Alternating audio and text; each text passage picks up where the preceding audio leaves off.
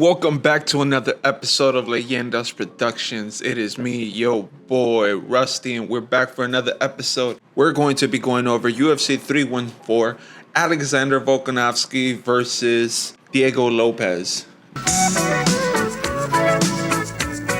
Also, before we get going, make sure to check out the Alexander Volkanovski episode right here, or probably here. I'm not quite sure, one of these two sides, but make sure you check that out. Remember to like and subscribe so we keep doing this shit. But let's go. Let's jump right into UFC 314, Alexander Volkanovski versus Diego Lopez. And let me just say, what a performance by Alexander Volkanovski. Just absolutely vintage Volk. He came out here, just fucking took over the fight, just came out. I wouldn't say he didn't run over Diego Lopez, but he did what Alexander Volkanovski, what he does best, what he's known for a very varied offensive skill set. What I mean by that is that he showed what makes Alexander Volkanovski so dangerous. Sharp with his hands, still has power there, still has some pop, because it wasn't like Diego wasn't feeling anything that Alexander was, throwing at him. Because you can see that some of those punches, not only Volk come in combination and then come out, but you notice that when he started to come out in a straight line, that's when he got caught with that overhand right on, I think it was the second round or something like that. But anyways, that's what ended up happening. He ended up getting caught with a right hand when he didn't come out in a different manner other than backing straight up. Once you take more than one or two steps backing up with a fighter like Diego Lopez, it's over with. The man is a combination fighter who likes to counterpunch as well. That's really where he shines. So Volk did a very good job by not engaging with him, by actually taking him down, applying some of that ground and pound that Volkanovski is known for, which he kind of moved away from because his last two fighters were either great knockout artists like Ilia Topuria was, so you had to look out for some of those punches. And when it comes to Islam was the type of fighter that you can't really take down, but Volkanovski was able to in the first fight. But in the second fight, with that knockout, he really couldn't do much. But, it's a great win for Volkanovski. Like I said, I really like how he mixed the attack, the ground and pound, the great striking. He was really sharp. Although his chin was tested, it was nothing out of the ordinary. It's the same type of thing that we're used to from Volkanovski, where he would be momentarily knocked down. Nothing really big happened from it. He was stunned. At one point, at one of those occasions where Diego Lopez landed a nice right, he was able to blind Volkanovski. I saw an interview with, what's the Australian guys? Fight Radio, I think it is, or something like that. Submission Radio. So they were interviewing Volkanovski's coach, and he was saying that they didn't even know as his corner that this guy was blind in there. It wasn't until he came back and he was like, my vision's finally coming back. So at one point, Volkanovski was out there compromised, survived that adversity, survived the round, and I believe it was the second round, because the second round was a round where Diego was a little more effective, but I wouldn't say he dominated. He definitely was the more effective fighter, but Volkanovski stayed with the jab, stayed on that movement. I was gonna say that bike, but he really wasn't on the bike. He was doing a really good job of just circling away from the power hand of Lopez. So what that means is that, if you're throwing a right hand, Diego can't really, if you're circling away from his right hand, Diego can't just quickly do the 1-2. He has to do a right cross, but the right cross, as Alexander's moving away, is going to leave him open to, a counter punch by Volkanovski. So that's why I believe Diego wasn't as effective. And also Volkanovski was hitting him with a jab, and then Lopez was trying to counter punch that at the same time. But what would happen is Volkanovski would jab or do a jab and then come in with the 2 and then try to get out. But if he would get caught on the way out, Volkanovski would make sure that he would be the fighter that end the sequences. So he was doing a really good job of just being more active, just being the smarter fighter. And what ended up happening, I think, is that Diego Lopez, I don't think he was outclassed, but he was very close to being outclassed. And really what saved it for him was that last round. That last round, I think, if he didn't do what he did, A lot of people would be questioning why he even got this opportunity. I personally don't think that. I was excited for Diego Lopez and this opportunity for him. I think he left a lot to be desired with this performance. I think he's going to be kicking himself over some of the technical stuff because he clearly has the attributes to hurt a guy like Volkanovski. His leg kicking was very good. Some of that leg kicking actually slowed the Volk down, and I was actually worried that some of that leg kicking was really going to slow Volk down, making him even more susceptible to some of those uppercuts, because for some reason Volkanovski has this tendency of bending right over, and Diego saw that and was able to crack Volkanovski right in the chin. He stunned him with that punch, and that's what was really confusing about Diego Lopez in this fight, that as a coach I thought he would have a better game plan, and he had Alexa Grasso-Sosanko, who is coaching her, who usually has pretty decent game plans. He was being coached by him, and he was cornered by him at least, and the directions by him I think were not adequate for the moment of the fight. I think that at this level with a guy like Volkanovski, you cannot give suggestions like, I need you to punch more, or I need you to pick up the intensity, or just like general direction. You gotta give him like specific adjustments, because Volkanovski is playing at that level, and he's the type of fighter who's going to make you play at that level. I think people forgot that after the 2 knockouts, of course, but like, look, the Ilia Topuria fight, he got caught. There's no denying that. He went to sleep, right? There's highlights about it. There's no denying that. And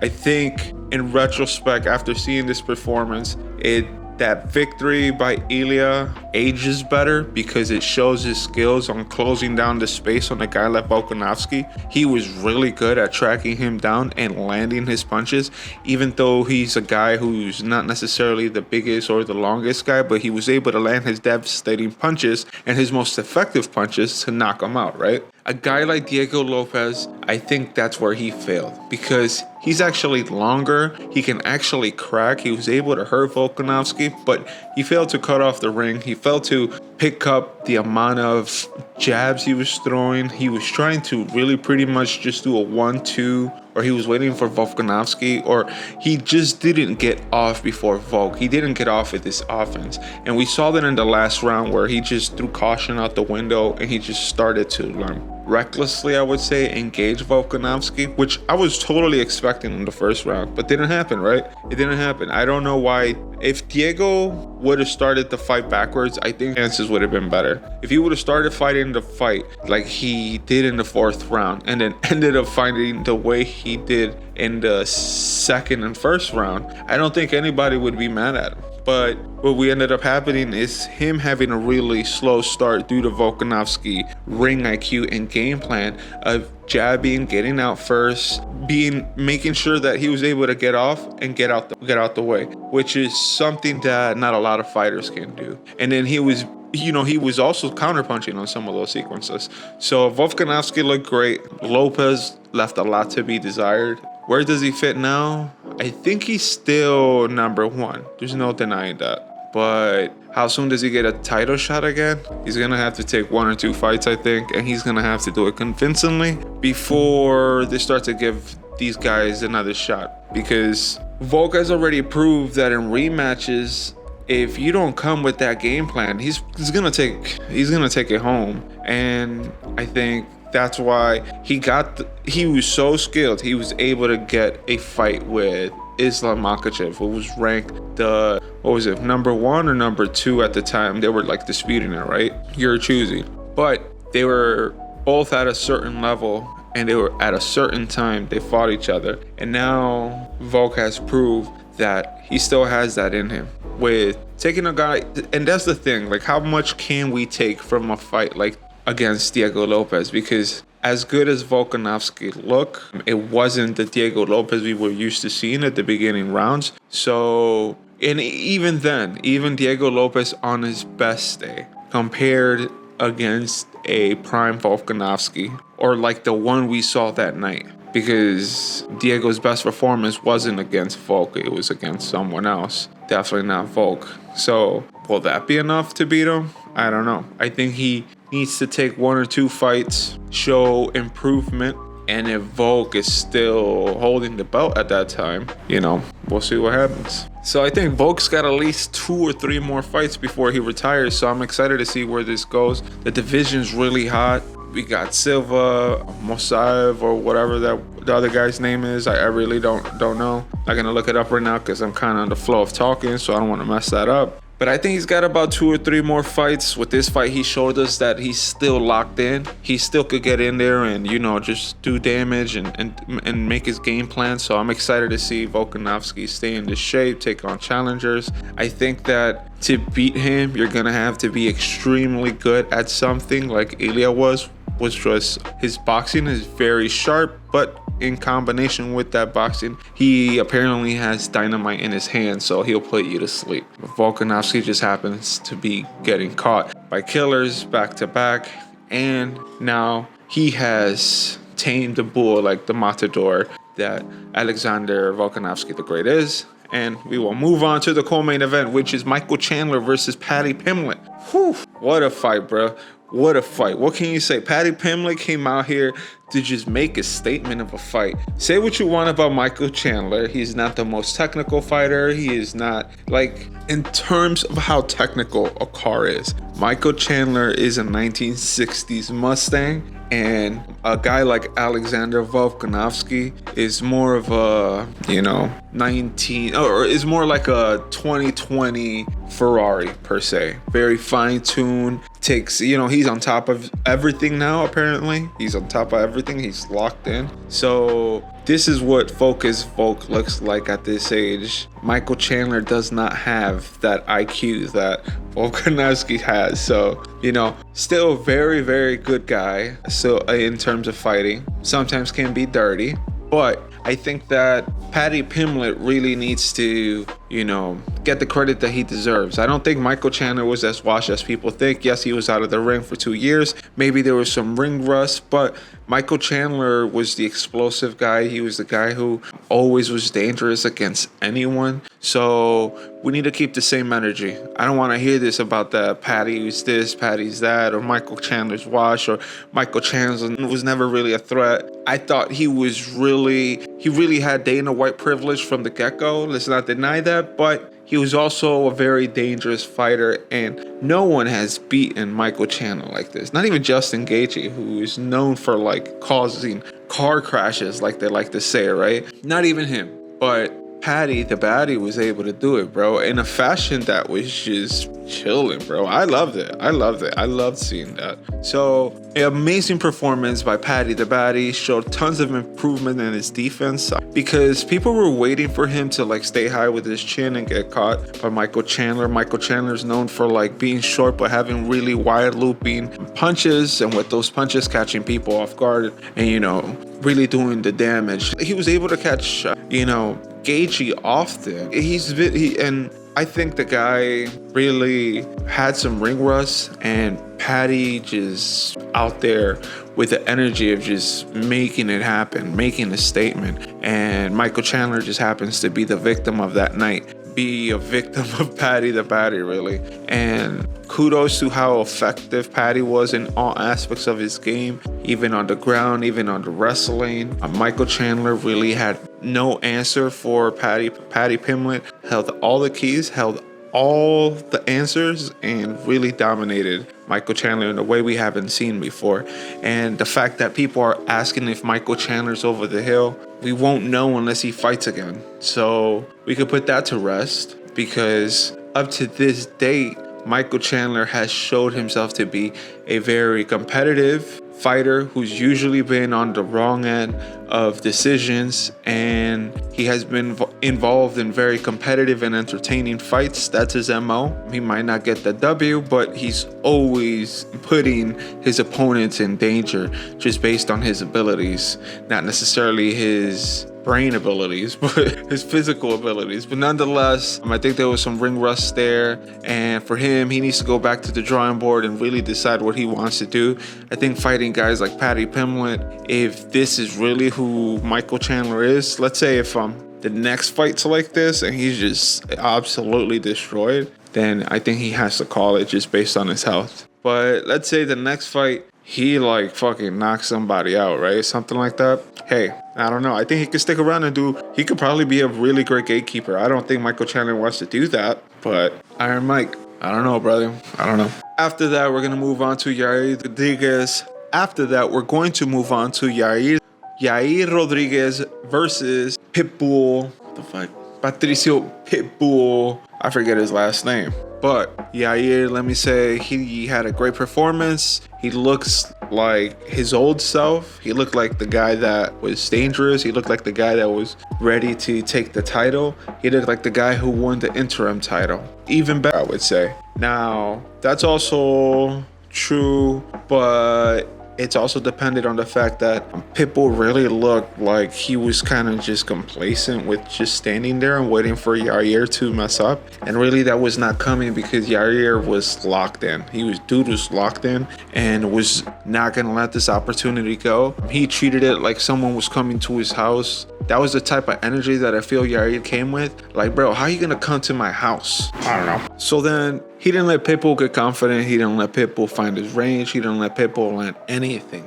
And that was part because Yair is really long. He's got really long legs. He was doing a really good job at like picking at him, making sure he was like switch hitting. Honestly, I like the way Yair fights. He fights like a video game character. It usually works with him, but the way he performed against Alexander Volkanovski, the way he got dominated was similar, if not worse. I would say it was a worse performance in Yair versus Volkanovski than it was Diego Lopez versus Volk, simply by the fact that Diego Lopez wasn't finished. He was never really hurt. He wasn't dominated and put out like the way Volkanovski did to Yair. But I think also Yair that night wasn't necessarily the fighter that we knew he was up until that fight. And I think that also speaks to how good Volkanovski is. He's got a little bit of Floyd in him in the sense of he takes away the fighter's strongest attributes by, sticking to what works for him, which is moving on his feet, making sure that he can mix up the offense, make the fighter think a little bit more. If they're comfortable to going to the ground, he doesn't engage in grappling. He doesn't, Volkanovski, if Volkanovski is going for a takedown, it's not to push you against the fence. Anyway, I'm gonna start ranting on Volk. Let me stop. Yair Rodriguez. Amazing ground and pound, something we didn't see against the Volk fight, or something we haven't seen from him at this level where I thought he was going to put Pitbull out at one point. So that was really cool to see. I like to see that from him. He needs to do that more. I like his aggressiveness that he showed. He needs to do that all the time. That's the key to victory for him. If that's the Yair that shows up to every fight, I think he could go right up to the title again and could be dangerous, very dangerous. Will he win? That really just depends on who it is that he's fighting and what it is that he's facing. Like, styles make fight as well. If it's a guy that's, really good at wrestling and really good at the ground and pound like Volk is, or something similar like that, I think Yair could run into trouble. But if it's going to be a striking match, he's got a really good chance. And Yair is also, dangerous in all aspects. So that was a really good showing by him. On the other side of that coin, Pitbull looked very one-dimensional. He looked way too patient for a guy that was debuting in another league. I think this was his opportunity to make a statement. I think he should have done that. The problem with him was that he was just standing and following Yair around the ring, trying to he didn't even let him. The thing is that Yair would kick him so hard, and he was just piecing him up constantly, and this guy was not able to even get close. He cracked him once or twice, and one of those he cracked him while he was coming down, the way Charlie Olives was cracked as well, from a kick, but really didn't do much to Yair. He took that well on the chin, kept fighting. I think Pitbull needs to get a fight that's gonna really raise his morale. I think if you look at his highlights, you kind of wonder what happened. I don't think he's necessarily wash, but he might be a little bit on the other side. So maybe he would be, I don't know what he would be, but that ain't it. That's not the answer. That's not the way to stay relevant. That's not the way to do anything in this industry. Usually that gets you cut. I think his name has enough cachet, and Dana knows that that's maybe a one-off chance. He's probably going to give him another fight, but if he does this once or twice, I think Dana might just cut him. I don't know. Like, why do you keep a guy like this? He's like, a guy like this, you expect to fight. Yeah, Jim Miller puts a better fight, bro. What are we talking about? So Pitbull should fight a guy like Aldo or something like that. Someone who's like semi-washed, but like decent. You know what I mean? FIFA rating 75 or something like that. That makes sense to you. If it doesn't make sense to you, then go fucking play FIFA. But FIFA rating 75 around there.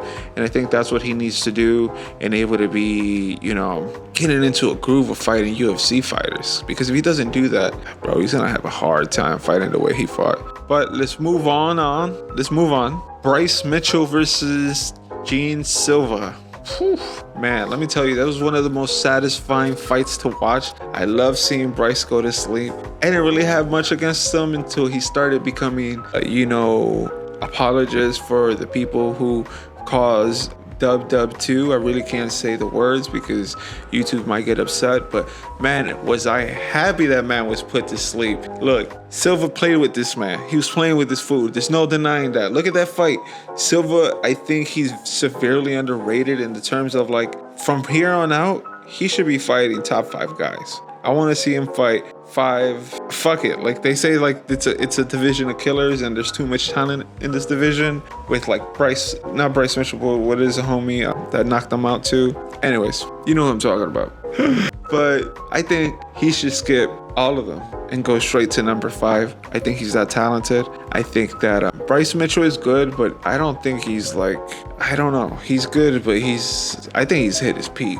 Say what you want. I think he's been knocked out, put away multiple times. He started off the fight good, but part of the reason he looked good is because Silva was just fucking with him. He was just toying with him. So I don't think we could take away, like, I think this is the story here is more about Silva being really good to the point where even if Bryce came in prepared, which he looked prepared from the first round, he got completely dominated. He was not effective whatsoever. And really, I think he's probably 1 or 2 title fights away. 1 or 2 fights away from a title shot. So I think that if he keeps this up, he has a very good chance of becoming a world title holder in his division. Silva, I love the energy. I love the barking. Like, people hate it, but I fucking love it, bro. I love that he was barking over him. I hope that's his thing, that he, like, barks over people. That's fucking hilarious to me.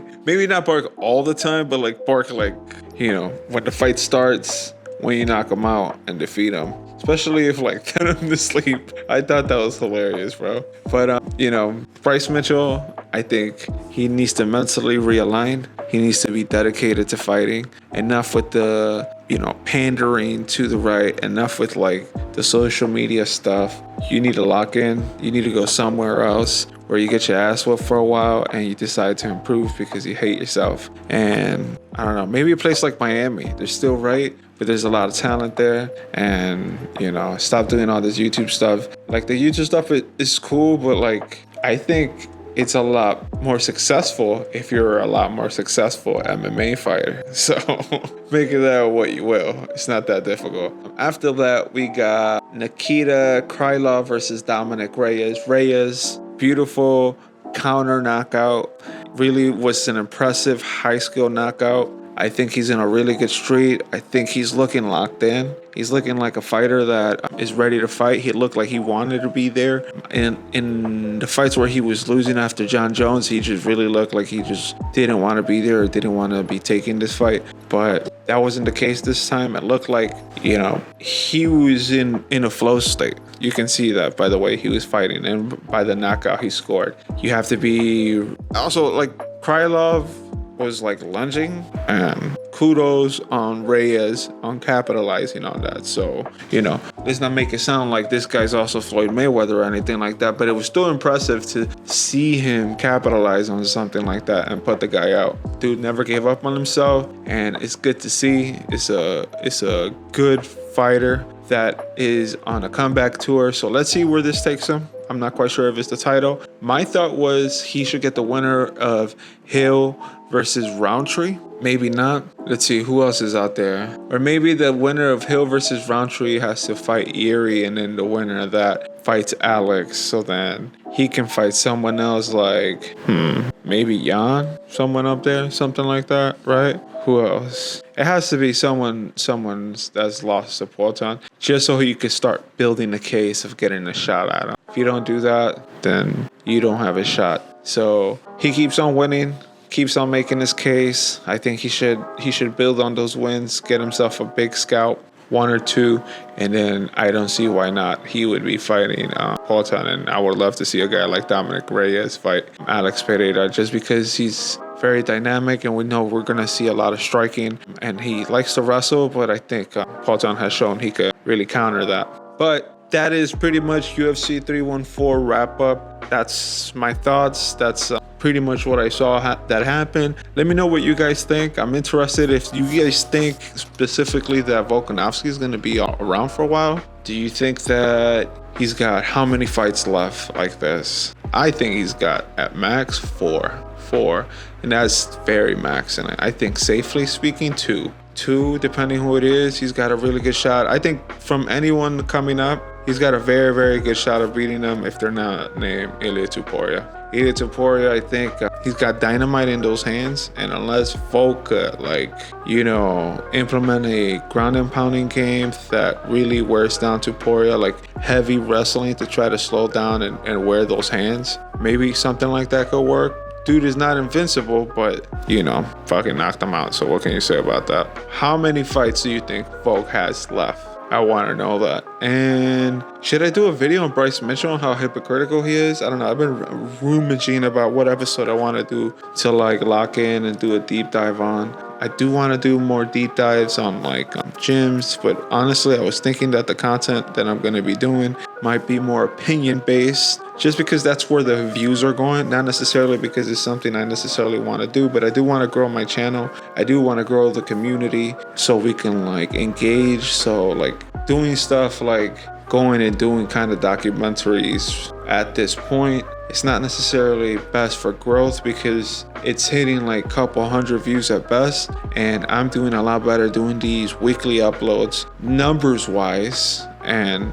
hopefully I become better at this where I can build on this, just like Dominic Reyes is building on wins, where I can get a win, grow this community, grow this channel, so I can have more resources to make the documentaries that I want to make. But even then, I'm still going to be doing deep dive videos, maybe into topics that don't require me to travel this much, or maybe stuff that are more local to down here in Southern California. So we'll see what we're doing. Just trying to see what's coming up before we get out of here. Let me just double check the boxing.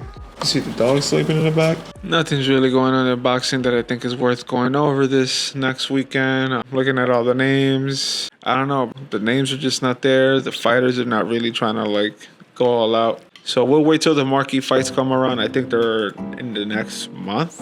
If I'm not wrong. Let's see. The main fights. Canelo fights on May 3rd. May 2nd is Ryan Garcia. Chris Eubank fights on April 26th. We do have Fundora versus Padillo, but they're not that's for the hardcores. And really for the hardcores, this channel is never gonna grow. Then we got Caleb Plant May 31st. Yeah, so May things start to heat up. And Deontay Wilder is fighting again. Fuck.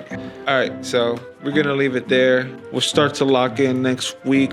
Try to do a little breakdown for the Gary Machado fight versus Prates. Is that his name? Prates, Carlos Prates. We'll do a little preview of that, go over maybe some boxing stuff, or go over what I'm gonna be doing the next episode. And then after that, we got a couple other fights week after that on the first week of May. But yeah, let me know what you guys think. How many more fights does Volkanovski have? What does Diego Lopez need to do to get back in title contention? Did he look too average, or did Volkanovski, is he that great like his moniker says? Anyways, this is your host, Rusty. I'll see y'all next week. Peace.